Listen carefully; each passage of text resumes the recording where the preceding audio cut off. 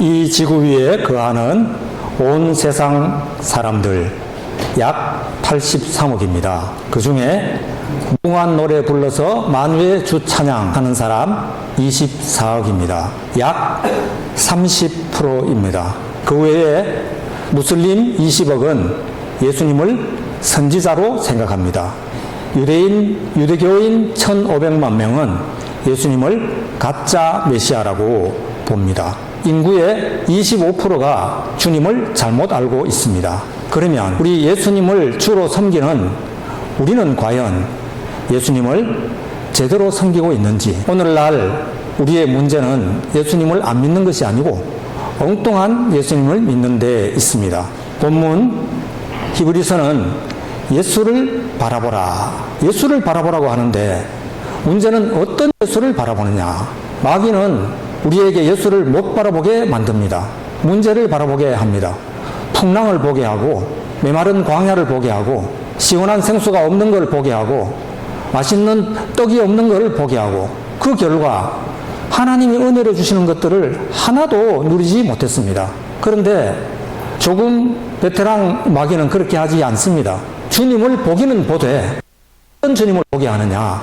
병 고치시는 주님, 돌로 떡 만드시는 주님, 높은 곳에서 뛰어내려도 하나님이 보호하시는 아주 대단한 나를 드러내시는 주님, 세상과 조금만 타협하면 권세를 주시는 그런 주님을 보도록 만듭니다.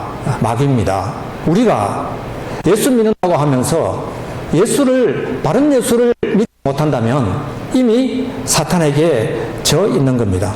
성경은 히브리서에서 믿음의 주요 온전케 하시는 이 예수를 바라보자. 자, 여기서 바라보는 것이 무엇입니까? 지금 이 히브리서는 유대인 성도들에게 보낸 편지예요. 유대인 성도들은 원래부터 하나님을 섬기던 사람들입니다.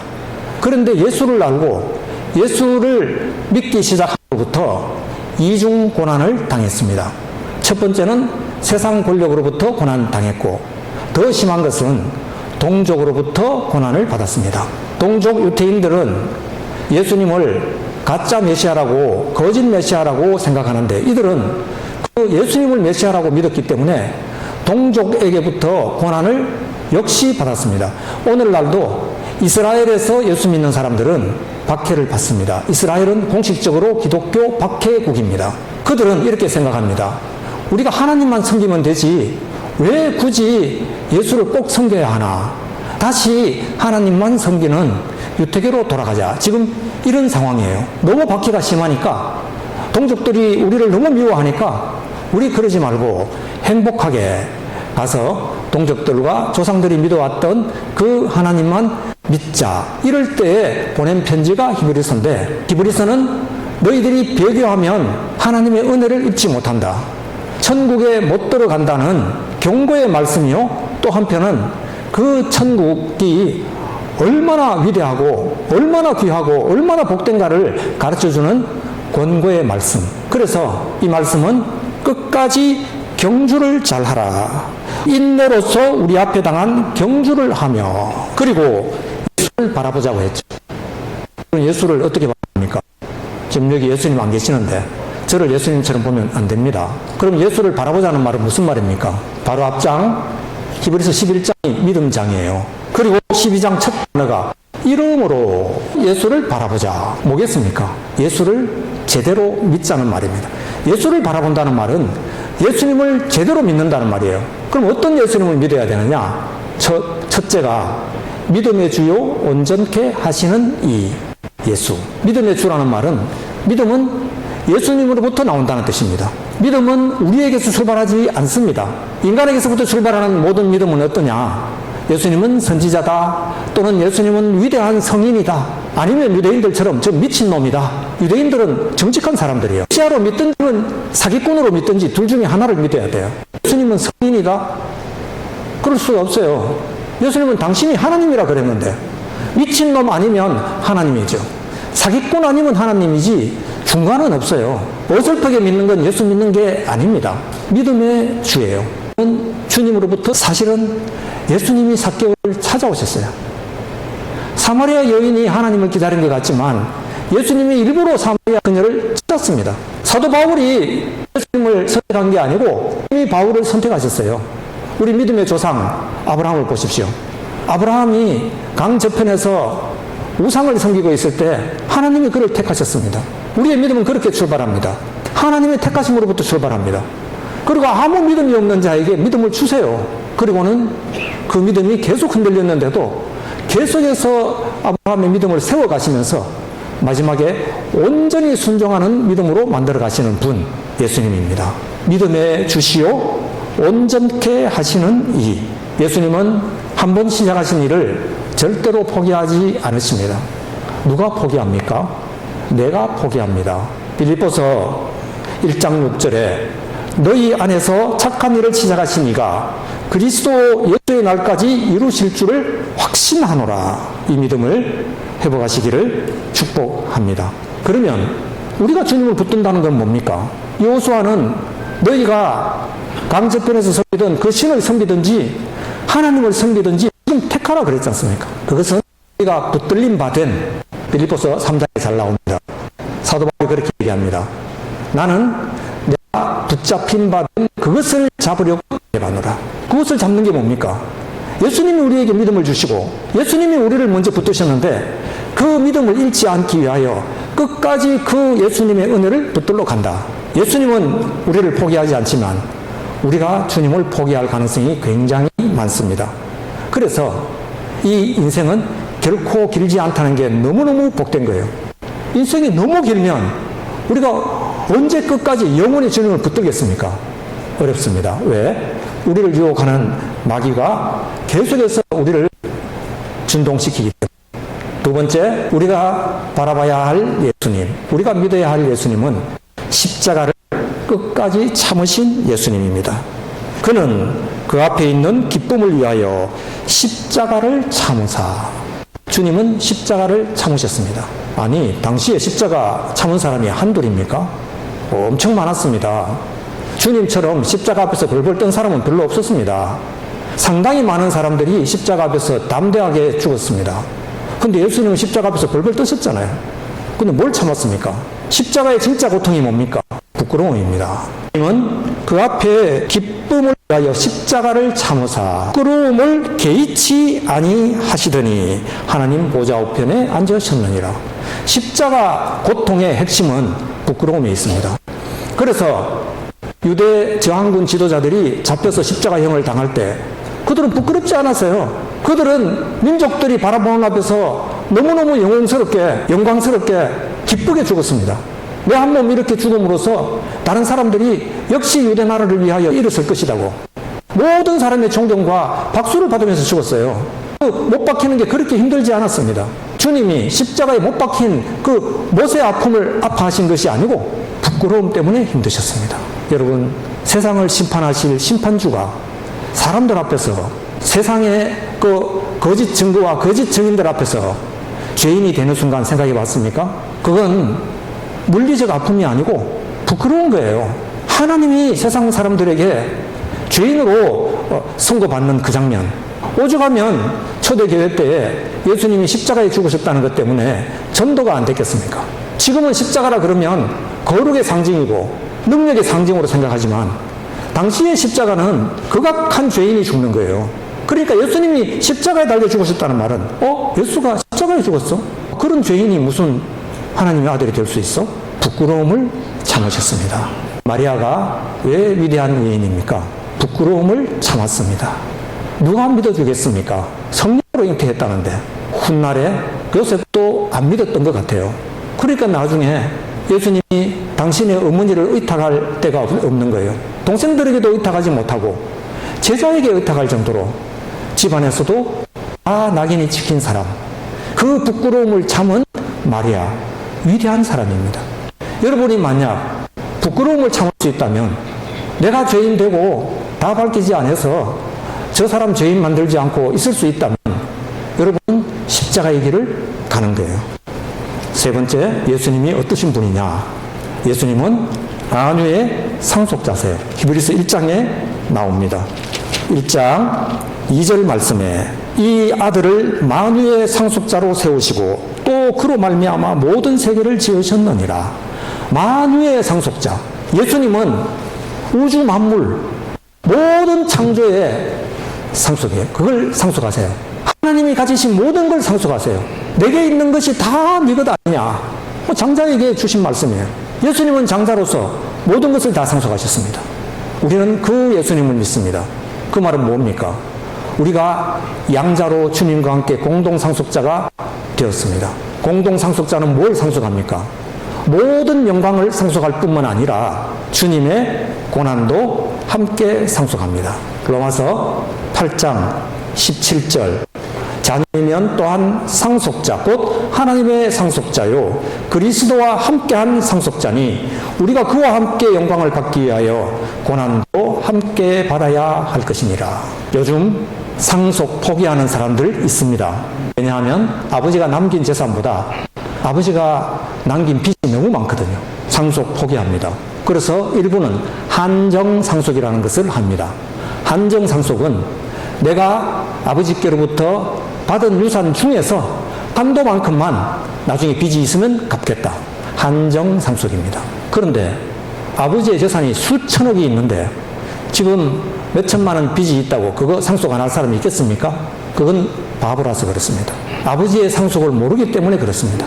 다시 말하면 예수 믿는다고 하면서 고난을 싫어하고 고난이 왔을 때 인내로서 기다리지 못한다는 것은 믿음이 없다는 말이에요. 나는 하나님 안 믿겠다. 아무리 영광이 있다 그래도 나 그 말 안 믿어요 하는 말이에요. 그 사람이 천국 가겠습니까? 못 가겠습니까? 간다 안 간다 제가 판단할 수는 없지만 그 사람에게는 적어도 기업은 없습니다. 영광은 없습니다. 그래서 사도 바울은 생각하건대 현재의 고난은 장차 우리에게 나타날 영광과 비교할 수 없도다. 비교조차 되지 않아요.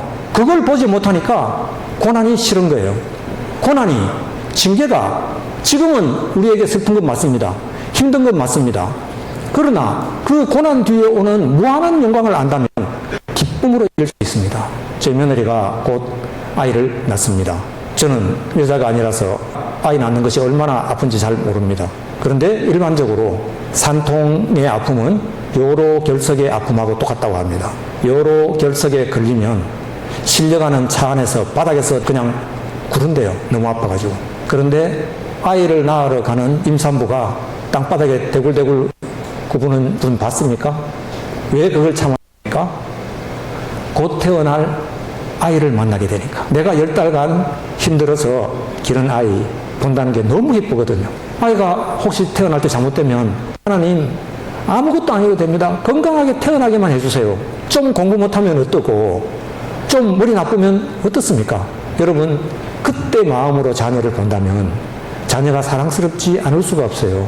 건강하지 않아도 우리 교회도 그런 분 계세요. 손자가 태어나는데 장애 확률이 90%래요. 산부인과에서 얘는 장애 확률이 90%입니다. 어떻게 해야 되겠습니까? 하나님 앞에 매달리면서 하나님 지금부터 제가 하나님 앞에 잘하겠습니다. 이 아이 살려주세요. 장애가 있어도 괜찮으니까 하나님 이 아이 낫게 해달라고 지금 잘 자라요. 그 약속을 지금도 지키고 계세요. 여러분 하나님 앞에서 그런 약속을 했으면 그 약속 지켜야 됩니다. 다시 말하면 주님의 십자가는 고난의 십자가였어요. 우리 십자가는 예수님이 안 달려 계시죠. 가톨릭 십자가에는 예수님이 달려 있습니다. 동방정교 십자가는 달린 것도 있고 안 달린 것도 있습니다. 저는 둘 다 중요하다고 봅니다. 어느 게 더 중요하냐? 진짜는 저기 예수님이 달리셨고 내가 그 안에서 달렸고 그리고 주님이 부활하셨잖아요. 우리가 이 땅에서 고난을 통과하는 힘은 주님이 고난을 받으셨기 때문에 우리도 고난을 받자가 아니고요. 주님이 고난을 이기시고 하나님 보좌 우편에 앉으셨다. 그 미래의 소망이 이 시간 우리가 고난을 통과하게 하는 힘이에요. 고난의 십자가만 봐서는 안 됩니다. 주님의 그 영광을 바라볼 때 우리는 고난이 고난스럽지 않습니다. 즐거워할 수 있어요. 그렇다고 해서 주님의 고난을 쉽게 봐서는 안 됩니다. 반드시 고난을 통과해야 부활이 있습니다. 고난받은 만큼 영광이 극대화됩니다. 이 주님의 고난, 그것은 바로 순종입니다. 주님은 아들이시라도 고난을 통하여 순종함을 배우셨다. 예수님도 고난을 통하여 순종을 배우는데 우리가 고난 없이 순종한다고요? 절대로 없습니다. 그 말은 고난이 없다는 뜻이 아니고 고난이 와도 이게 고난인지도 모르고 그게 은혜인지도 모르고 순종하는 사람이 되어가는 것이 얼마나 귀한 것인지도 모르고 그래서 오늘 본문에 이렇게 이야기합니다. 15절 너희는 하나님의 은혜에 이르지 못하는 자가 없도록 하고 우리가 진짜 바라봐야 할 예수는 은혜의 예수님이에요. 그래서 사도 바울 서신에 모든 축복은 딱 하나밖에 없습니다. 주 예수 그리스도의 은혜가 너희에게 있을지어다. 바울은 하나밖에 얘기하지 않아요. 그런 의미에서 볼 때 기독교의 특징, 다른 종교와 다른 특징 하나만 고르라면 은혜예요. 나머지는 다른 종교에도 다 있습니다. 천국도 있고 이름만 다르죠. 극락이 있고 뭐 사랑도 있고 자비도 있고 모든 게 다 있지만 은혜는 기독교밖에 없습니다. 죄인에게 은혜 아닙니까? 내가 죄인임에도 불구하고 이 은혜를 받았다면 나보다 작은 죄를 지은 저 사람을 내가 은혜로 감당하지 못한다. 그건 하나님의 은혜를 싫어한다는 뜻이에요. 은혜의 예수님을 모른다는 말은 오늘 본문 너희는 하나님의 은혜에 이르지 못하는 자가 없게 하고 하나님의 은혜가 없었다는 게 아닙니다. 하나님의 은혜가 있었는데도 그 은혜를 은혜로 여기지 아니하더라. 쓴 뿌리가 나서 괴롭게 하여 많은 사람이 이로 말미암아 더럽게 되지 않게 하며 쓴 뿌리가 나면 나만 이상하게 되는 게 아니고요. 공동체를 망칩니다. 쓴 뿌리가 뭡니까? 흔히 상담학 하시는 분들이 쓴 뿌리 하면 과거에 어릴 때에 내가 받아왔던 여러 가지 힘들었던 일들, 뭐 트라우마 이런 것들이 쓴 뿌리라고 자꾸 이야기하는데요. 그거 없애야 된다고. 안 없어집니다. 과거가 고쳐집니까? 안 고쳐집니다. 절대로 과거를 고쳐서는 우리 오늘 현실이 변하지 않아요. 미래에서부터 오늘 현실을 바꾸는 힘이 옵니다. 우리의 미래, 영광된 미래를 생각해야 됩니다. 그리고 쓴뿌리는 그런 게 아니에요. 쓴뿌리는 원래 신명기 29장에 나오는 말씀입니다. 신명기 29장 16절 이하에 보면 너희가 지금 여러 나라를 통과해 왔지 않냐고. 거기에 우상을 섬기는 백성들을 너희가 봤다. 그런데 오늘 너희도 그런 사람 되지 않도록 하라. 독초와 쓴 열매 맺는 뿌리. 다시 한번 신명기 29장을 잘 읽어보세요. 28장 축복장이라고 하죠. 거기에 저주의 말씀이 엄청나게 많습니다. 그런데 29장에 와서 무슨 말씀 하느냐. 마음에 숯뿌리가 나니까 이렇게 생각합니다. 그렇게 많이 저주해봐야 나는 괜찮아. 그거 좀 은혜 좀 덜 받으면 어때? 혹시라도 여러분 그렇게 생각합니까? 하나님 은혜 좀 덜 받으면 어때? 천국만 가면 되지. 뭐 예수 믿어도 꼭 그렇게 유별나게 믿어야 되냐고. 이런 마음이 쓴뿌리예요. 하나님의 은혜를 하찮게 여기는 것. 지금 너희들은 큰일 난다. 이 말씀 안 지키면 너희는 하나님 나라 못 간다고 지금 이야기하고 있거든요. 뭐라고? 모든 사람과 더불어 화평함과 거룩함을 따르라. 이것 없이는 아무도 주를 보지 못하리라. 우리가 완벽히 거룩해집니까? 완벽히 화평합니까? 사도 바울도 모든 사람과 화평하지 못했어요. 그러나 할 수 있으면 그랬어요. 할 수 있으면 모든 사람과 화평해야 돼요. 이것 없이는 주를 보지 못하리라. 자, 주님을 바라보라 했는데 믿음으로. 그 보지 못한다는 말은 뭡니까? 믿음이 없으면 천국에 못 들어간다.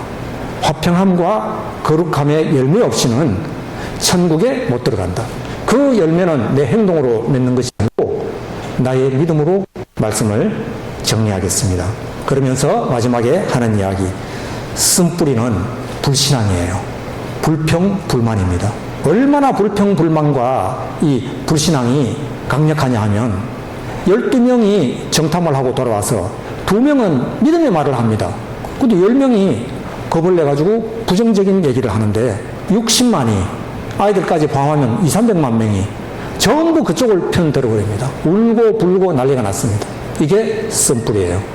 우리의 불신앙, 불평은 나만 망치는 게 아니고 공동체를 완전히 망칩니다. 그 사람을 두고 에서라고 이야기합니다. 에서가 어떻게 했다고요? 한 그릇 음식을 위하여 장자의 명분을 판 에서와 같이 망령된 자가 없도록 살피라. 에서가 어떻게 했습니까? 에서가 뭘 그렇게 잘못했습니까? 잘못은 야곱이 했습니다. 야곱이 형이 배고픈 걸 보고 밖에 나가서 하니까 너무 지금 배가 고픈데 안에서 맛있는 팥죽을 끓여가지고 냄새를 풍깁니다. 한 그릇 달라 하니까 그러면 형 그 장자 명분 내게 주라고.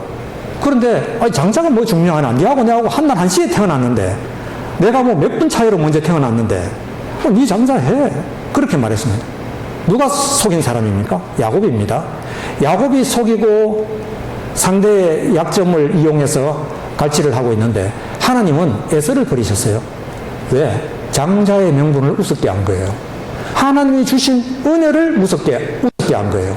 그래서 그걸 하나님의 은혜에 이르지 못하는 거라고 말합니다. 여러분, 하나님의 은혜를 우습게 알지 마세요. 이 말씀을 안 지키면, 화평함과 거룩함을 따르지 않으면 하나님 나라에 못 들어갑니다. 이 말은 화평함과 거룩함이 복 중의 복이라는 말이에요. 그런데 나는 그런 데는 별 관심 없어요. 난 내 사업 잘 되면 되고, 우리 애들 건강하면 되고, 지금 행복해요. 이게 하나님의 은혜를 우습게 하는 자예요. 그런 자는 다시는 회개할 기회를 얻지 못합니다. 야곱처럼 지렁이 같은 야곱, 속이는 야곱, 한번 붙들면 놓지는 않는 그런 야곱은 나중에 회개하고 하나님의 백성이 됩니다. 근데 에서는 원래부터 하나님의 은혜 안에 있었는데 그 은혜를 우습게 알다가 다시는 회개할 기회를 얻지 못했다. 히브리서 12장은 이 땅에서 광야 같은 세상을 믿음으로 통과하면서 힘들어하는 성도들에게 보낸 편지예요. 믿음의 경주라는 것은 절대로 쉽지 않다. 그래서 내가 너와 함께 하지 않느냐고. 내가 함께 십자가를 져주지만, 그래서 나의 멍에는 쉽고 가벼운 것이지만 없는 것이 아니야. 끝까지 이 길을 잘 가야 된다. 그런 자에게는 장차 우리가 지금 당하는 이 고난과는 비교할 수 없는 영광을 주시겠다는 권면의 말씀입니다. 기도하겠습니다. 하나님 아버지, 감사합니다. 당시 유대인 성도들은 이중으로 고난을 당했습니다. 동족에게도 핍박을 받고 예수 믿는 것 때문에 세상에서도 핍박을 받았습니다. 그러나 끝까지 주님의 은혜를 놓치지 않고 그 길을 갔던 이들에게 약속된 영광된 미래, 영광된 상속을 오늘 우리에게도 주시는 것 감사합니다. 우리는 혈통으로 이스라엘이 아니지만 믿음으로 이스라엘 자손이 되었사오니 주여, 주님의 택하심을 쉽게 여기지 않게 하시고 주님의 은혜를 가볍게 여기지 않게 하시고 날마다 주님의 은혜 앞에 나오는 사람 되게 하옵소서.